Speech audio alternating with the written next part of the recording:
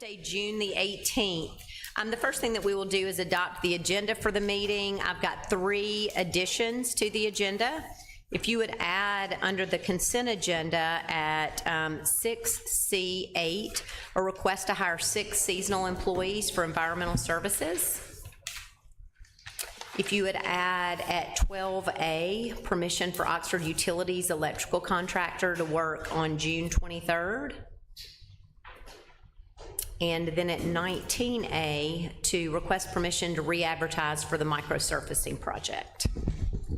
Do you have any other changes, Ashley? All right, so those are the 3 additions. Could I have a motion to adopt the agenda with those changes? So moved. Second. All in favor? Any opposed? A quick mayor's report is that we are knee-deep in the budget, and our time has been consumed with budget meetings, and you know, please just be patient with some of our services that happen outside. When it's 110 degrees outside, we can't go 100 miles an hour all day long picking up trash and recycling and rubbish and mowing grass and those kinds of things. So we just ask for your patience with our employees, because our top priority is going to be to keep them safe. So with that, I would ask the board to authorize the approval of the minutes of the regular meeting on June 4th. So moved. Second. All in favor? Aye. Any opposed? Ask you to authorize the approval of accounts for all city departments. So moved. Second. All in favor? Aye. Any opposed? Ask you to consider the consent agenda with the 1 additional item. Move to approve consent agenda. Second.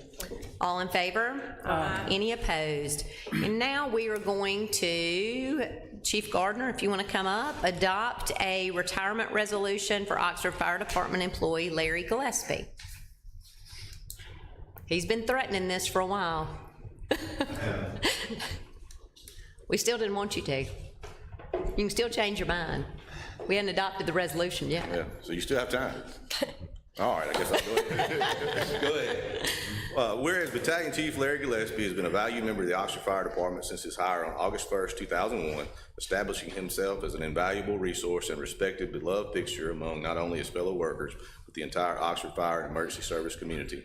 And whereas Battalion Chief Larry Gillespie has instilled a quality of commitment by example to his firefighters, and they have reciprocated by devoting their time and skills to protecting the property and personal safety of others. And whereas Battalion Chief Larry Gillespie has been a positive influence to the firefighters of the Oxford Fire Department, and whereas Battalion Chief Larry Gillespie's fireground leadership has always been a model for all firefighters to aspire to, and whereas Battalion Chief Larry Gillespie has made a mark on the city of Oxford through his service to its citizens, has positively touched many lives, and that his legacy will be remembered and celebrated for many years to come. Lo, therefore, let it be resolved, the Mayor and Board of Aldermen of the City of Oxford express their sincere appreciation and gratitude for his work on behalf of the community to Battalion Chief Larry Gillespie. Be it further resolved that a copy of this resolution be spread upon the minutes of the City of Oxford, and a copy of the same be presented to Larry Gillespie.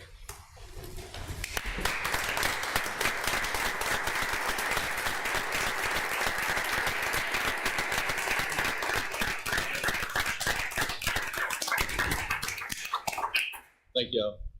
Braxton told me I had to do a speech. So. You do? I didn't have It's anything. required. It's Yeah, required. I didn't have anything planned. Nobody's going to vote to adopt the resolution unless you give a speech. Okay.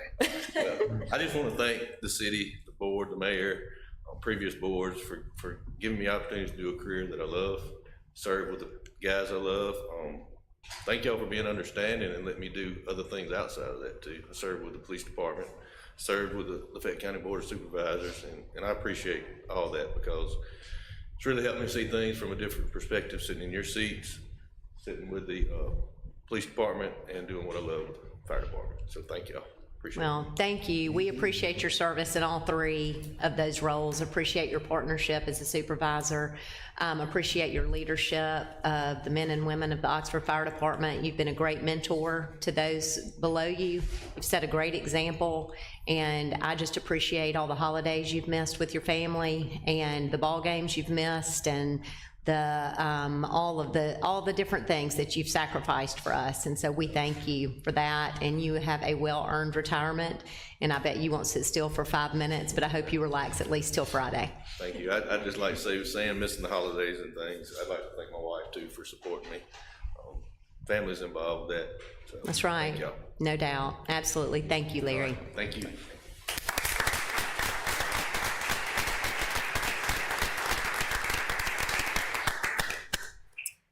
All right. He made good on the speech, so do I have a motion to adopt the retirement resolution? So moved. Second. All in favor? Any opposed? I'm going to ask the board to adopt a retirement resolution for Oxford Fire Department employee Brian Vaughn. He is not present tonight, but could I have a motion to adopt his retirement resolution? So moved. All in favor? Any opposed? And now we'll invite Cindy Kirk to come up. We're going to consider a request from the Oxford Garden Club to install a fountain in Lake Patsy at Lamar Park.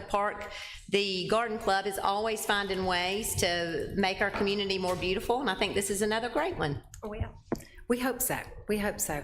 I don't know if any of you use that great park. We do. We have for 10 years. And usually in the summertime, it has to be closed for at least a little while because of the algae blooms and the heat. And so our idea is to put a fountain in, and that helps oxygenate the water. It's so from the Garden Club's standpoint, it is a permanent civic improvement in that way. Absolutely. I'm hoping y'all will embrace it because it aesthetically will be nice for the park. I have a quote from Good Earth Landscaping. I think that's who we're going to go with, a local company, and they're fully insured, and that it's a $22,500 project though, so we are going to have to do some fundraising. So with your approval, we will move forward with that. When we have the funds, hopefully this year, he said it would take about a week. Park doesn't have to be drained, doesn't have to be closed, everybody, they can do the work, so. And so you all know, I've talked to Greg about it, and he says that it will certainly be great. So, anybody have any questions? No, move we approve. Second. All in favor? Any opposed? Thank you. Thank you so much. Thank you, Cindy, and please thank the Garden Club for us. A public hearing for the proposed condemnation of a structure located at 130 Price Hill Drive. And actually, put right, it's demolition rather than condemning, yes.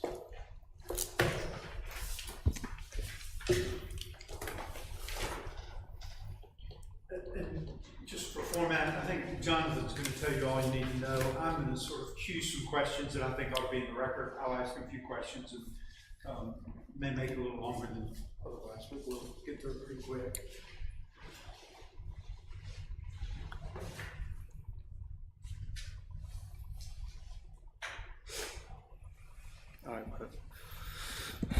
All right, Mayor and Board, thank you. What this is a property located at 130 Price Hill.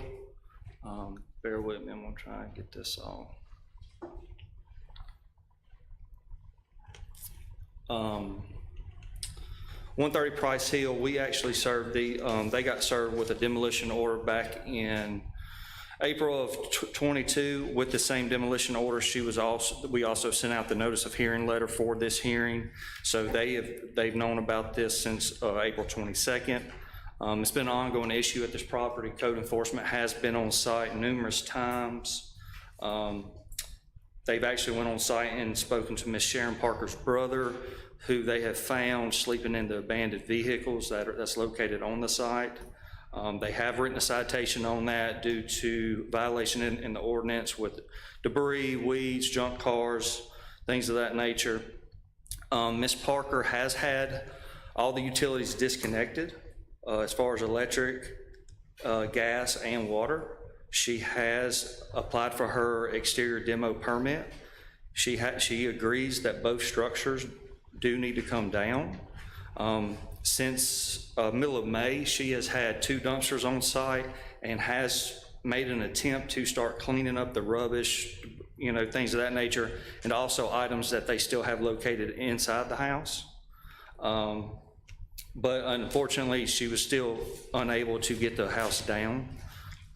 She did ask me to ask y'all for an extension on this order.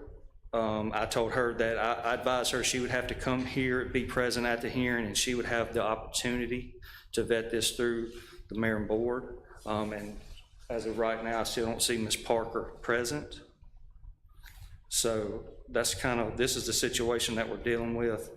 Since this demolition order, there was a front canopy right here over this front door. Since we issued this out, that has then now collapsed. And I say again, her brother they have made an attempt to do it, but it's been about a little over 50 days. And like I said, this is just the condition of the property. Jonathan, can I ask just a few questions? Yes, sir. The pictures that they're looking at, the pictures were taken back in April before the letter went?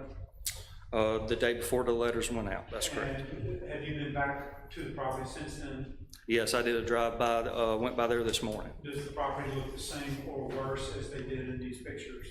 It looks the same. Okay. Hadn't been any improvements or repairs to the home since then? No, and the things that they've been putting in the dumpster are the items, like I said a little earlier, is from the inside of the house. So nothing on the property or anything else has been cleaned. And you sent them two letters, one, both on the 22nd. The first references the International Building Code, I guess about 4 sections. Can you tell the board what are the actual violations under the IBC, the International Existing Building Code? Yes, those sections are sections 113, which covers violations, section 114, sections 115, which is an unsafe building and equipment. Sections 116 is emergency measures, and 117 is the demolition section. And in your position as the building official for the city of Oxford, are each of those sections either met to the extent they have to be required to be complied with, or does the house have the problem stated in those sections that you sent to the owner? Yes, this house is in violation of all sections of this order. And do you know that the representative for the property got a copy of this letter? Yes. How do you know that? We sent them regular mail and certified, and we have copies of the receipts where those were sent out. All right. Have you gotten estimates for the cost of demolition and cleanup? I have. I've gotten 3 quotes from 3 different contractors for this property, and I do have copies for all y'all if y'all would like to have one. Do you recommend the lowest and best of those 3 quotes you got? Yes, I do. Is it actually the lowest cost also? It is. What is the cost? The lowest cost is $4,750. And who is that proposed demolition construction? That is Ross Boatwright. Okay. For the board, I asked to make sure Jonathan tells you, she did ask to have this put off. It was his decision. She's known about this even before April, but certainly the letters went out in April by certified mail. She has received copies. There are dumpsters on site as if they are preparing to, and they've asked to be able to do the demolition work themselves. On the other hand, this is not like situations where we've actually had a contract in hand and we knew it was going to happen the next day. We still don't have any contract in hand or any proof that it will happen. But it's certainly within y'all's prerogative to say if it's not torn down and cleaned up within 10 days, then y'all authorize Mr. Boatwright, or you can just authorize him to go forward and retain him for demolition if you find that the conditions for demolition are met as described. Yes, I think they had every time to get the house torn down. It's an eyesore, it's a nuisance to the neighborhood, and so I recommend that we move forward on the demolition of the house. All right. Motion and second, all in favor? Any opposed? Can I ask one other issue, maybe the second motion? The state statute that he sent a second letter that notified them of this hearing tonight, so that both our local ordinance and the state statute have been met. The state statute allows you all to assess the cost of demolition either by lien on the property, or you can bring a suit for recovery of those funds. The advantage of bringing a suit is you recover attorney's fees. It's considered a suit on an open account by that statute. My recommendation is you do the lien. Your attorney's fees are minimal in this. This ain't going on and on, at least from my office perspective. But if somebody would amend the motion to include and a lien be placed on for the costs of Mr. Boatwright's demolition and cleanup. I so move. Second. All right, all in favor? Any opposed? Thank y'all. And Ashley, can we place all the documents in the record as well? Yes. I think everything that you sent me was attached. Okay. We'll pack. All right. I don't know if the packet included Mr. Boatwright and the other estimates, but I if don't think it did. you. I'll get those sent to you. Provide those as well. His was the lowest and best by $15,000. Thank y'all. Thank you, Jonathan. All right, Mr. Raspberry, request permission to approve a parade assembly permit for Tamara Howell to host a Walk for Jesus on Saturday, June 29th from 3 until 5 p.m. Yes, ma'am, we found no problem with this permit, would recommend its approval. So moved. All in favor? Any opposed? Thank you, sir. Right, Braxton, request permission to approve a contract renewal with UKG for our payroll services. All right, this is our human resources and payroll software. We have renegotiated the money structure or the payment structure of the contract and also the length of the contract. Should save us around $20,000 this year. And instead of a 3-year contract, it's only for 1 year, to where we can negotiate again next year and not experience a huge rate increase. Motion made. Second. All in favor? Any opposed? Thank you. We added at 12A, permission for Oxford Utilities electrical contractor to work on June 23rd. You don't mind? Yes, good evening.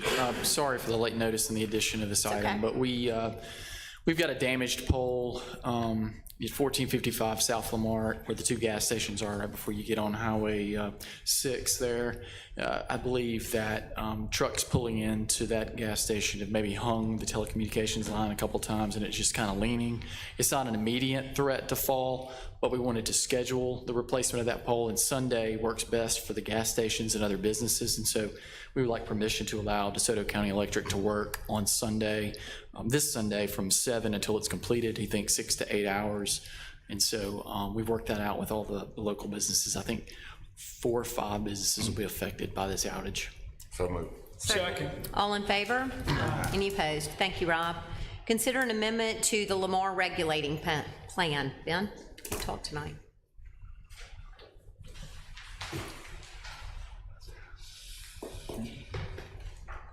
Thank you. This is a technical modification of the regulating plan for the Lamar for a particular area that's designated right there in the outline, and you can see where that is. That's actually currently designated for multifamily. It's about I don't know the exact acreage of that, but the request here is to, it's in the commercial core of the property, and now that they've moved forward with the plans for this commercial core, they have some commercial buildings that are going there, some mixed-use buildings, and so the request is to reallocate that land use further to the north along Molly Bar, and you'll see that kind of terracotta or tan color that's along Molly Bar. The same acreage, it doesn't affect the units or the density allowed, it's just a reallocation. So where this property was previously indicated, that'll just be mixed-use commercial. Motion made. Second. All in favor? Any opposed? Thank you. Thank you. First reading of a proposed ordinance amending the Land Development Code to establish a housing accelerator overlay district, case 3098. Ben? Thank you. This is staff's proposing a few modifications of the Land Development Code to establish a new housing overlay district. After considerable discussion at the June 10th Planning Commission meeting, the Commission considered the request and unanimously recommended approval of this amendment. As we all know and are aware, for nearly 3 decades, Oxford's continued to face growth pressures. In recent years, these pressures have intensified as the University of Mississippi enrollment has steadily increased, including record freshman enrollment for the last 3 school years. According to the latest census estimates, Oxford's population is approximately 27,000 people. That's an increase of nearly 42% since 2010 and almost 7% since 2020. These totals don't include second homeowners who regularly spend time, as we see even more regularly Oxford's population swelters to about 60 to 75,000 people on a regular day when school's in session, and depending on what football game is going on a Saturday in the fall, it could be as much as 100 to 150,000 people. I think it's important to also note that the population projections associated with the comprehensive plan that we adopted in 2016, we're actually trending ahead of our anticipation for 2025. So basically, we are now where we anticipated we were going to be in 2025. Growth pressures present the need for additional infrastructure, roads, utility capacity, parks, schools, but especially housing. And Oxford's in need of more housing opportunities throughout the community. And these needs include all types of housing, multifamily rentals, detached and attached units, and especially single-family homes that are in more affordable ranges. At our last board meeting, we heard Donna Zampella gave an overview of the work that has been done in the last year from the Oxford Affordable Housing Commission, and they had three real goals: to establish a housing trust fund. They proposed modifications to the ordinance for incentives, and then also community outreach and engagement. And while this is not a part of the Affordable Housing Commission effort, we do believe that this complements and enhances the work of the Commission, and it's another effort to provide more housing supply in Oxford. And so the intent of this amendment and creating this overlay district is the hopes that it will facilitate dense single-family residential neighborhoods with lots that range in a variety of size between 2,000 square feet and under 5,000 square feet. It's our desire that these small lots and the increased density with the overlay, that these neighborhoods will potentially offer more affordable price ranges. A variety of standards are included that help facilitate the design of these neighborhoods, and they include the minimum and maximum lot area, the minimum and maximum dwelling densities, maximum impervious coverage, the minimum lot widths, minimum and maximum frontage and setbacks, minimum and maximum height limitations, standards for review of unit type and mix, review of architecture of the proposed homes, standards for parking, road and pedestrian infrastructure, and landscaping and common amenity areas. That being said, as you look at the design standards in the overlay, we anticipate that these are only fee simple lots. These are subdivisions, so it's not necessarily a condominium. We have other areas where you can propose condominiums. What we're trying to get at are smaller entry level homes, and when you look at the density ranges, it helps make that price point or that point of entry, I think, a little bit more attainable because you're spreading infrastructure costs and some of the soft costs of development across more homes. So, right now that, I think that that's important. Currently, and you'll hear this as part of the next case, currently there are only 52 homes, single-family homes on the market inside the Oxford city limits. And of the 52 homes, only one is under 300,000 people, or at $300,000. I mean, that's, in fact, when you look countywide, there are only 5 that are under 300,000 people, or $300,000, excuse me. So, I mean, that's staggering. And, I think the way that we look at this is another tool in the toolkit to be able to provide more variety and more housing options for Oxford. I do want to point out one of the recommendations for the for green space. The Planning Commission did recommend that the green space be associated with the active. Let me make sure I get the wording. The functional common amenity area. So 15% of the green space has to be a part of that. It's not necessarily just the all the green inside the stormwater detention pond. It needs to be functional common amenity area space.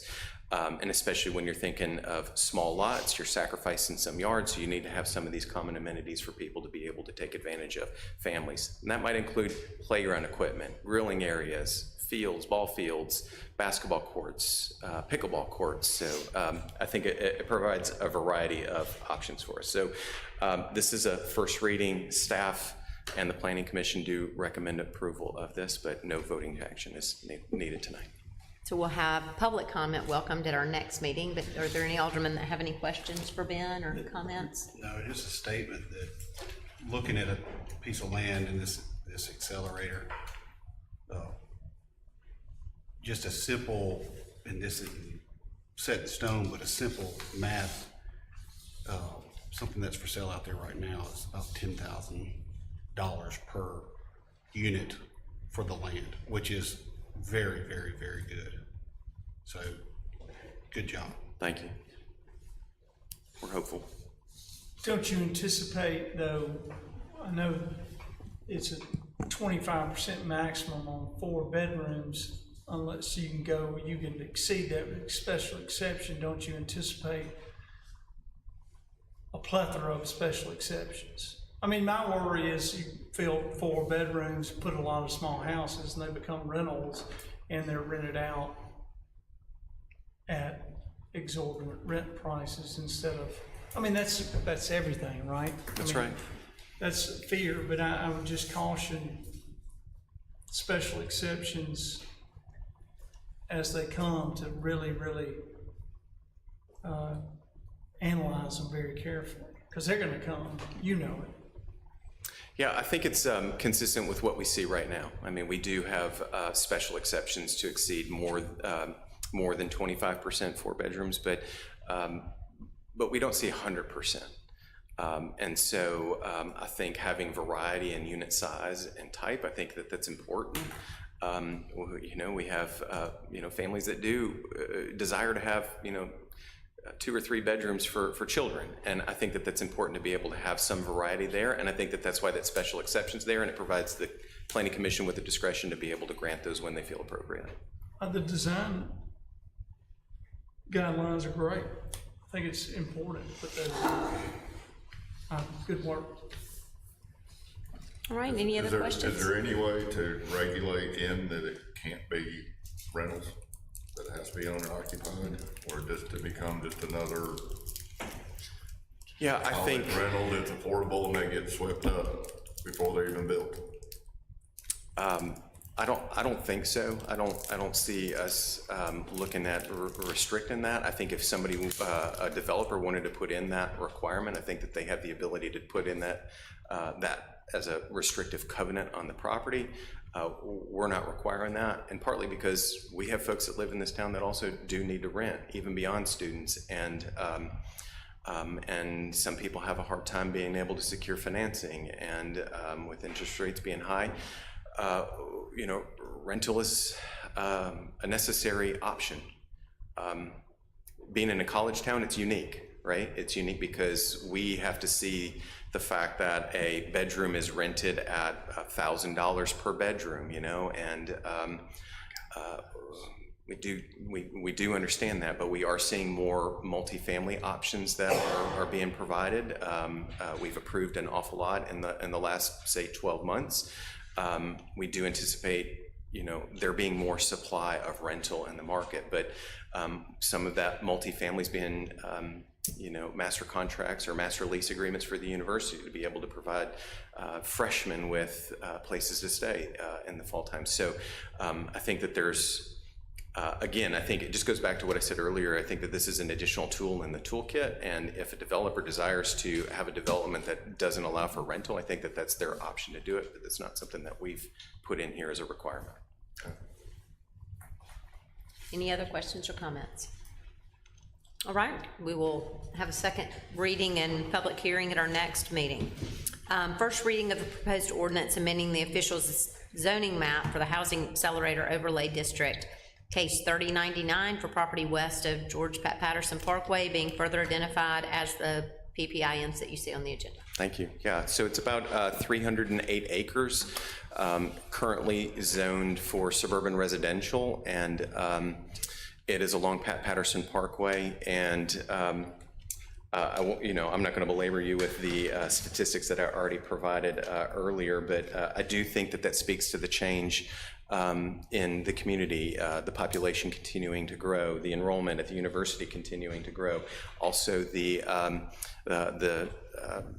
challenges with the market and having limited supply of availability. So I think that's certainly an element of need and also of change. We also believe that this area and the character of it is also changing with the extension of Pat Patterson Parkway, West Oxford Loop through the industrial park and connecting to Highway 7.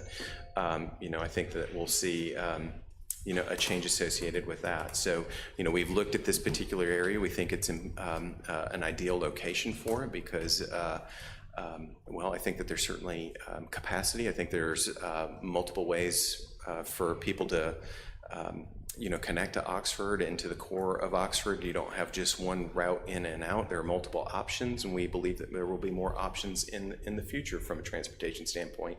But we also believe that this area is appropriate because, there are not many established neighborhoods out in that area. And so I think, with more density in this location, it's probably one of the most appropriate places for it. So with that, staff and the Planning Commission do recommend approval of this.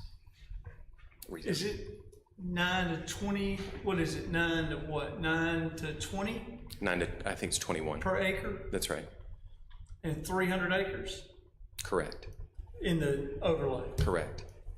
Yes, some of that's actually in the floodplain. So sure. I don't. And then you got 15%, which is common space. Yeah. And then with road infrastructure and all that, I mean, I don't really believe that it's attainable to hit 21 with that, but. All right, any other questions? Again, that's a first reading. We'll have a second reading and public hearing at our next meeting. Thank you. All right, request permission to close South 11th Street between Tyler Avenue and Harrison Avenue for the duration of the Oxford Square Stormwater Detention Project. John? Yes, ma'am. First of all, just a clarification. It's kind of unfortunate wording. We're not asking to permanently close that section of roadway all summer long. What we're asking for are intermittent closures for extended hours above and beyond the 4 that we are generally allowed to close the road on short notice. There are going to be some days because across the street and First Presbyterian property, they're going to be storing their construction materials, and there's going to be days where the construction traffic is going to be flowing heavily back and forth.